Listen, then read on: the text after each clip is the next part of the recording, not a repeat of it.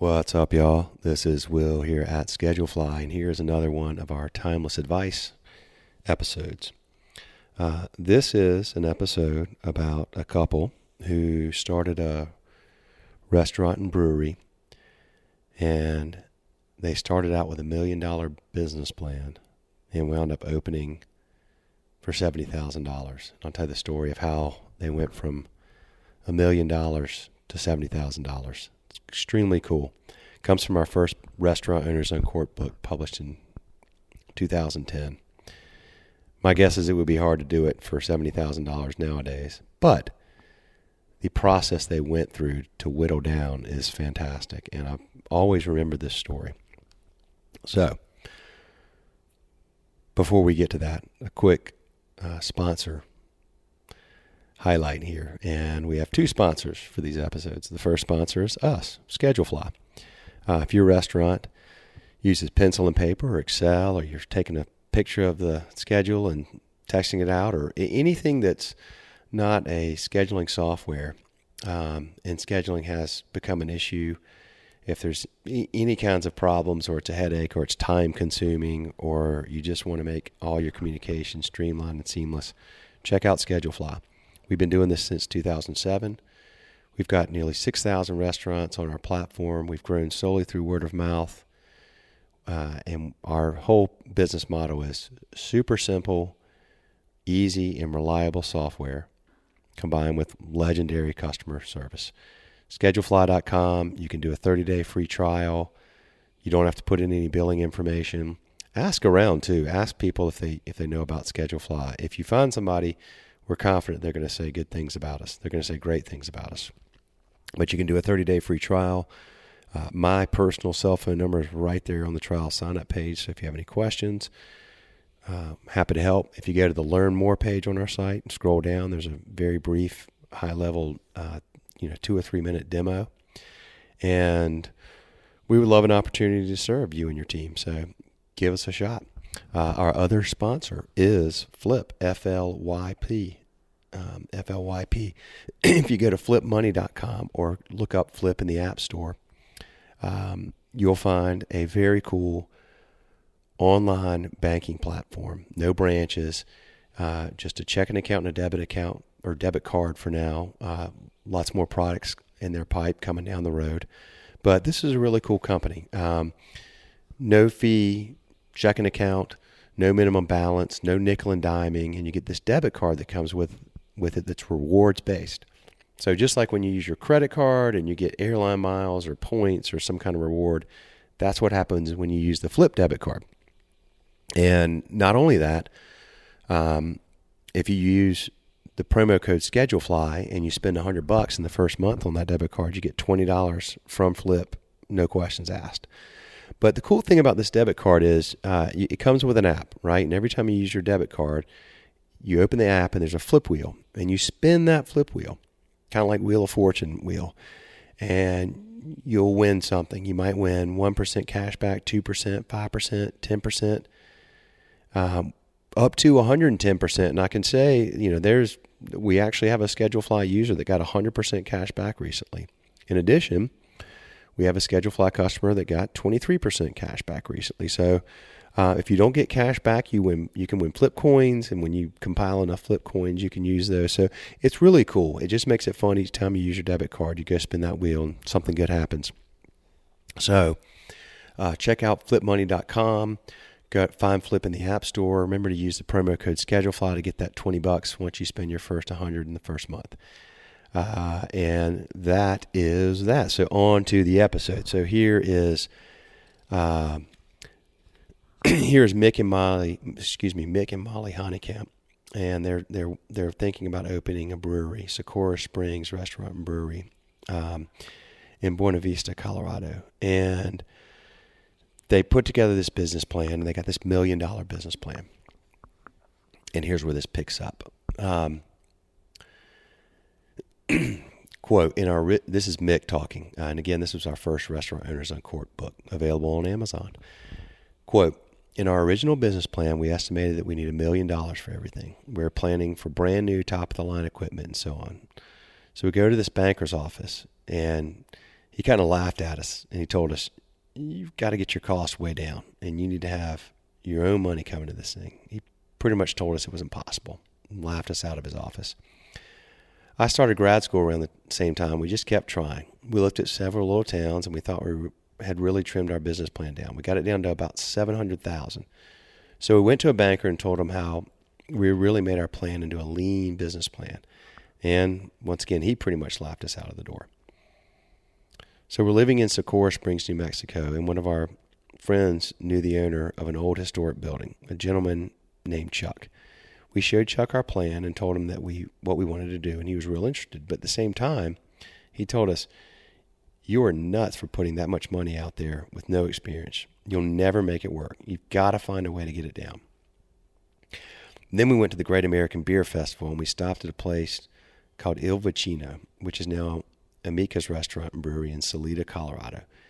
There was a great person there named Tom Hennessy, and he had put out this video called How to Start Your Own Microbrewery for Less Than $20,000. In it, he talked about how to use old dairy equipment and how to improvise. You don't have to buy everything new and turnkey. He had this tiny little kitchen, 1 4-burner stove, and a wood-fired pizza oven. He told us the wood-fired pizza oven was awesome. It was really inexpensive, real efficient. You could cook a pizza in it in about 3 minutes, and it's unique. Meanwhile, pizzas have a really low cost of goods, and you only need 1 prep table, and you can get by with pretty much nothing in terms of the kitchen. On the way back, we looked at a bunch of other breweries that were really thriving with really efficient, small setups and not a lot of overhead. We came back home, and Molly went to work crunching numbers, and our $500,000 to $700,000 startup shrank down to about $100,000. We went back to Chuck and said, we've learned a bunch of things, and we think we need less than $100,000 to get started. We've already been buying equipment. He looked at us with an excited look and said, okay, let's at least try it. So our discussion started, and about a year later, we opened. It was about 4.5 years from the time we said we were going to own a restaurant until the day we opened.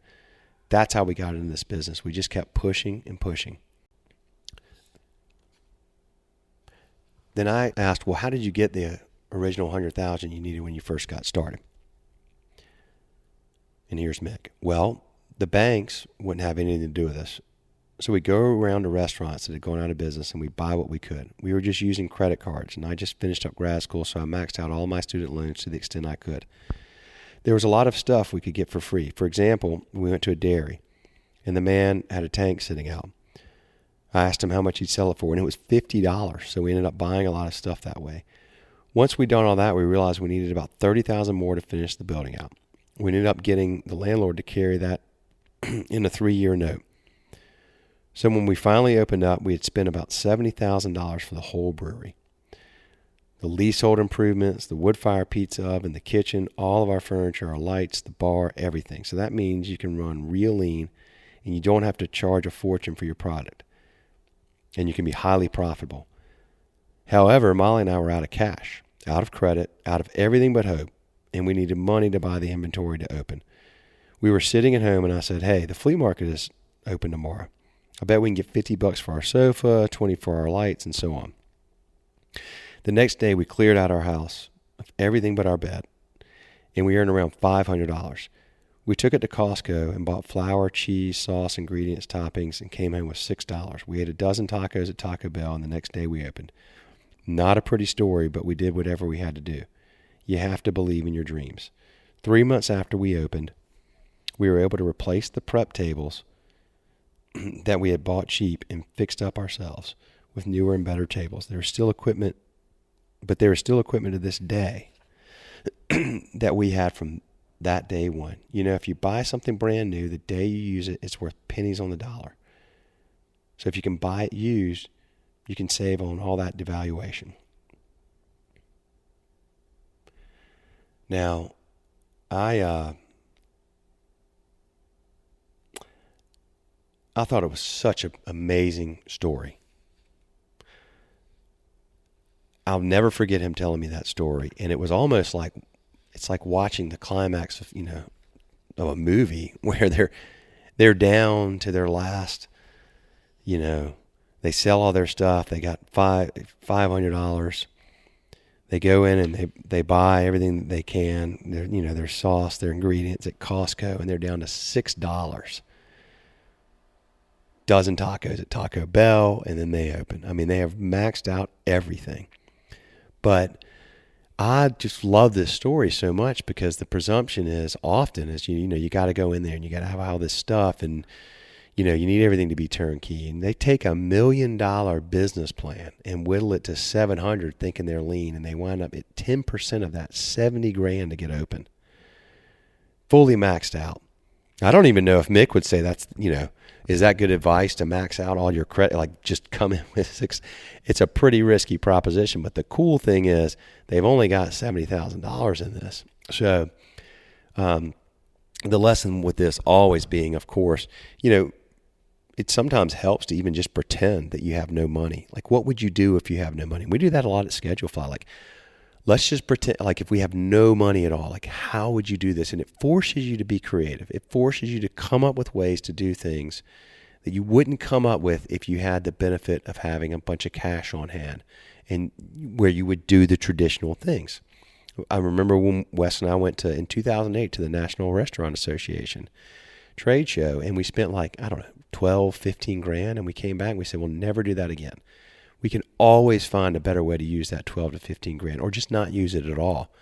But that's the thing you're supposed to do, right? Well, you got to go to trade shows, and you got to go, you got to advertise, and you got to have salespeople, and you got to have marketing. We've done none of that, and we've done okay.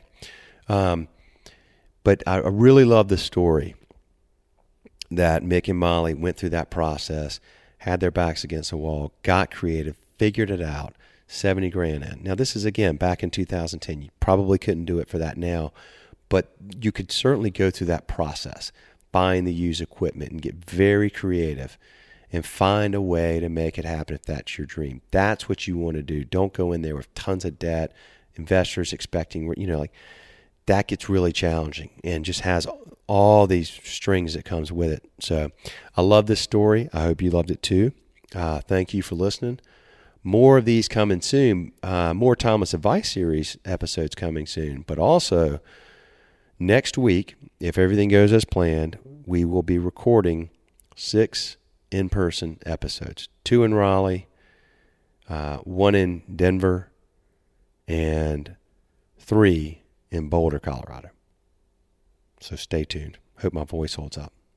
More of these hopefully coming very soon. Y'all have a good one. See ya.